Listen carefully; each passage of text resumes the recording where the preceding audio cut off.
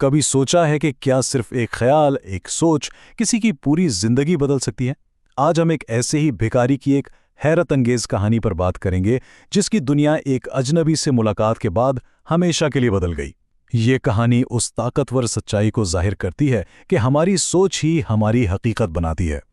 एक बहुत मशहूर मुसन्निफ हैं नेपोलियन हिल। उन्होंने एक बड़ी कमाल की बात कही थी कि आप जिस चीज के बारे में सोचते हैं वही बन जाते हैं।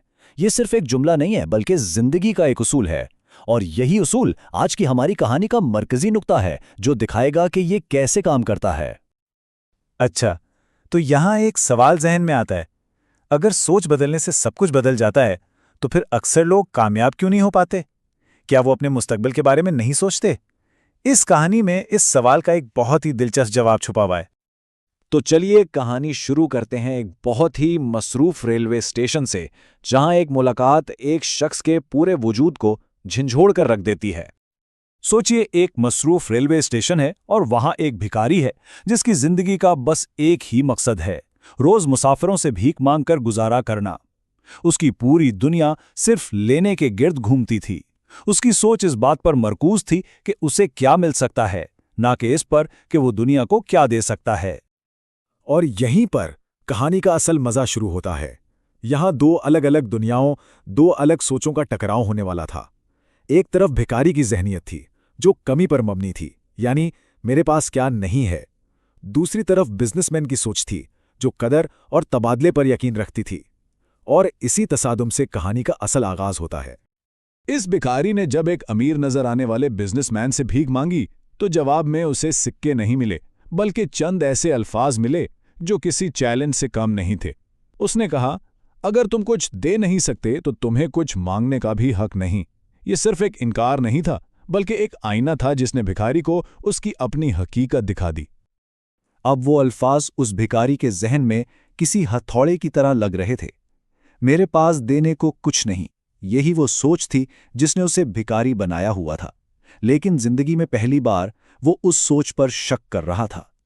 तो ये तब्दीली आई कैसे? इसका सफर भी बड़ा दिलचस्प है। पहले तो वो बिजनेसमैन की बातें उसके दिमाग में घूमती रहीं, फिर अचानक उसकी नज़र करीबी उगे हुए जंगली फूलों पर पड़ी, और बस वहीं से एक ख्याल आया, क्या हो अगर हर सिक्के के बदले में एक फूल दिया जाए? और सबसे बड़ी बात, उसने सिर्फ सोचा नहीं, बल्कि फौरन उठा, कुछ फूल तोड़े और अपने नए तरीके पर अमल शुरू कर दिया। और जो रद्द अमल मिला वो तो बिल्कुल नाकाबिले यकीन था। लोग ना सिर्फ इसे पैसे दे रहे थे, बल्कि बहुत खुशी से वो फूल भी ले रहे थे। कुछ ने तो उसका शुक्रिया तक अदा किया। इसने सिर्फ पैसे नहीं लिए, बल्कि लोगों के चेहरों पर मुस्कुराहट लाई थी। और बहुत जल्द उसे एक पैटर्न समझ आने लगा, एक बहुत ही सादा सा उसूल कि जब उसके पास देने के लिए फूल होते तो कमाई ज्यादा होती, और जैसे ही फूल खत्म होते लोगों की दिलचस्पी भी खत्म हो जाती। यानी जब आप कुछ देते हैं तभी बदले में ज्यादा मिलता है। ये नई सोच उसे एक नई मंजिल की तरफ ले जा रही थी।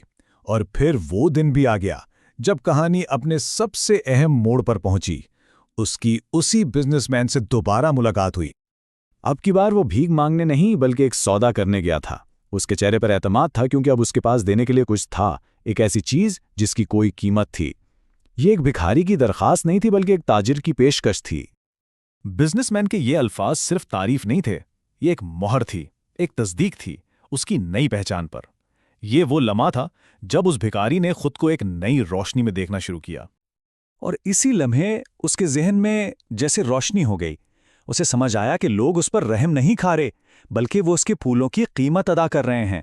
वो अब कोई भिखारी नहीं था, वो एक ताजिर था, एक बिजनेसमैन। बस यही वो लम्हा था जिसने इसकी दुनिया हमेशा के लिए बदल दी। उसने वहीं फैसला कर लिया कि वो दोबारा कभी भिखारी बनकर इस स्टेशन पर नहीं आएगा। ये कहानी के आखिरी हिस्से की तरफ एक बहुत ही अहम मोड़ है। और इसकी ये तब्दीली कितनी तेजी से हुई, ये भी देखने लायक है। पहले दिन एक चैलेंज मिला, तीसरे दिन तक एक आइडिया आ चुका था। कुछ ही हफ्तों में उसकी सोच और पहचान बदल गई, और सिर्फ 6 महीने के अंदर वो एक कामयाब बिजनेसमैन बन चुका था। फिर 6 महीने गुजर गए। उसी स्टेशन पर उनकी दोबारा मुलाकात हुई, लेकिन इस बार हालात बिल्कुल मुख्तलिफ थे। वो भिखारी अब एक साफ सुथरे लिबास में मलबूस एक कामयाब फूलों का ताजिर था। उसे पहचानना भी मुश्किल था।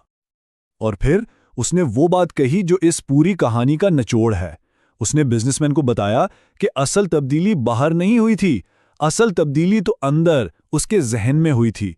सलाहियत तो उसमें हमेशा से थी, बस खुद को उस नज़र से देखने की देर थी। तो ये कहानी हमें एक बहुत ही अहम सवाल के साथ छोड़ जाती है। हम खुद को किस नज़र से देखते हैं? क्या हमारी पहचान इस पर है कि हमारे पास क्या नहीं है, या इस पर कि हम क्या दे सकते हैं? क्योंकि एक बात तो तय है, जिस दिन हमारी सोच बदलती है, इसी दिन हमारी दुनिया बदल जाती है।